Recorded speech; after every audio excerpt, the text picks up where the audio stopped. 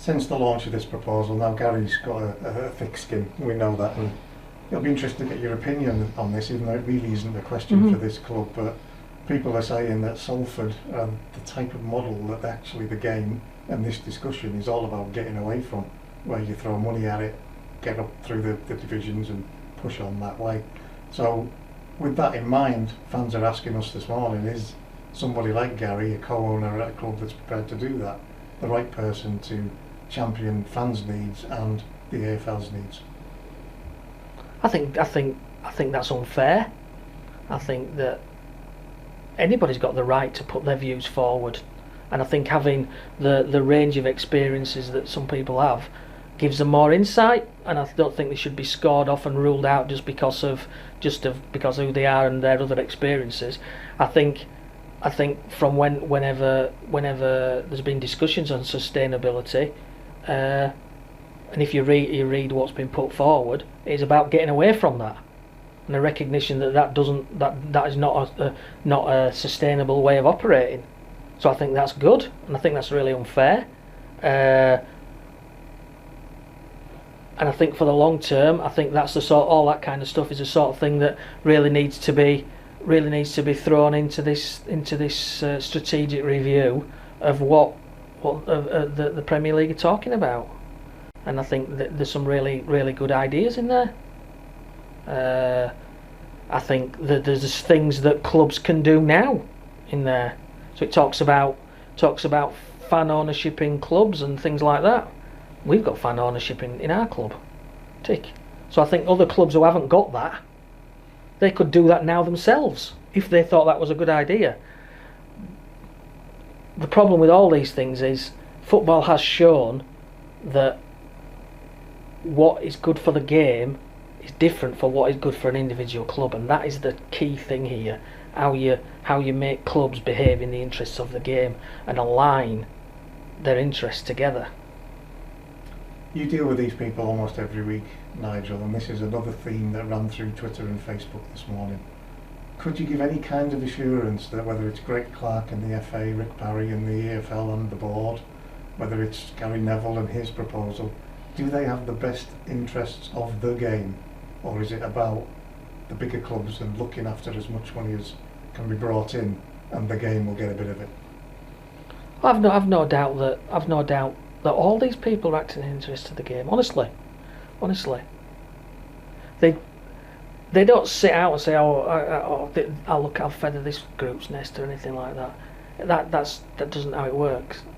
I know it's difficult for fans to maybe believe me, but I'll just tell my view.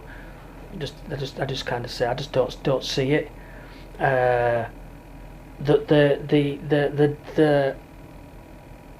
Another thing the fans need to think about is, if you think about football as a cake, right, nice and simple. When you taking slices, you cut the slices up. If you want to make slices different sizes, with the same size cake, somebody's going to lose and somebody's going to gain. And that is the problem that football has today. You've got a cake and the slices are badly divided, right? How do you get people to take a different kind of slice? And that is the issue. So the people honestly are trying to do what is in the best interests of the people that they represent. So in Rick's case, he's trying to get a bigger slice for the EFL. In Greg Clark's case, he's got his things he needs to prioritise, and the same with the P&L. But the fact of the matter is, the cake is there. And when we talk about redistributions, that is what it is. It's taking something off somebody to give to someone else. So we tend to focus on the fact that when we give it to someone, we're giving someone something. But to do that, unless something changes, you're going to have to take it off someone else. And if you're taking it off someone else, the fact of the matter is, they're not going to like it. And they're not going to do that voluntarily. And they're going to need a burning platform behind them to force them to do it. And if they can avoid doing it, they will. And they'll say, take some of their slice, not mine. So you've got to break that. So in terms of a regulator, you'd say, right, well, if you can't decide the divisions of your cake properly, I'll come in and I'm dividing it up. And you can only blame yourselves for not sorting it out earlier. And I think, again, I've been in the game long enough to the regulator point has been, it's thrown in as a almost sword of Damocles all the time. You better behave, otherwise your regulator's coming in. And the government periodically does it, and this is what the sort of stuff that they've been talking about now. And they do that because actually they're free marketeers and they don't want to intervene, because they're really, being honest, they've got better things to be doing. And does the sports minister really want to be anywhere near an owners and directors test ruling in or ruling out a billionaire owner of a new club or an administrator? They don't want to be anywhere near it, honestly. That's why that's why they stay clear now. And these are practical realities. Now I might be wrong. There might be another good reason why they've never interfered. But I look at it and think, wow, do they want a load of fans lobbying them and visiting their constituency if they're giving them the wrong idea? And the matter of principle is that governments don't like to interfere, and probably the best people are to sort out football's problems are people of football, but they're not showing that they can do it. We're not showing we can do it. I mean, what can I do? I can say sort it out and here's some ideas, but it's very difficult for one individual club to make a difference.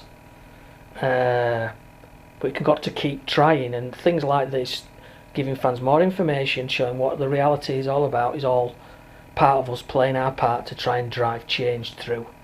And other people who are more high profile, they can do it in a different way, but everybody's trying to do the same thing, make it better, and which is really important. Massive thanks to the fans, because they get in touch, whether it was email, Twitter, Facebook, even text for some of them to ask these questions. That's that part done. There are a few other issues to go on, but is there anything else you think we need to say from our point of view about the developments of the past week? No, I think all I would add is that I can assure you that clubs understand the concerns of fans. They don't take decisions lightly. They understand what the proposal was that was put in front of them. It's not like, okay, didn't you realise that this was happening? Clubs understand all that, but they have tough decisions to make, and we need help. We can't do it on our own. So that's all I would say about that. And I'm hopeful that, having got a first offer from the Premier League, having bought some time, that there can be a bit of a calming of the waters, and that we can move forward, solve the short term, and then move on to all these interesting ideas about the longer term. Because, as I said, if we don't, there's no point in fixing the short term if we don't fix the long term, and vice versa. We've got to do both together, but we've got to do them in the right order.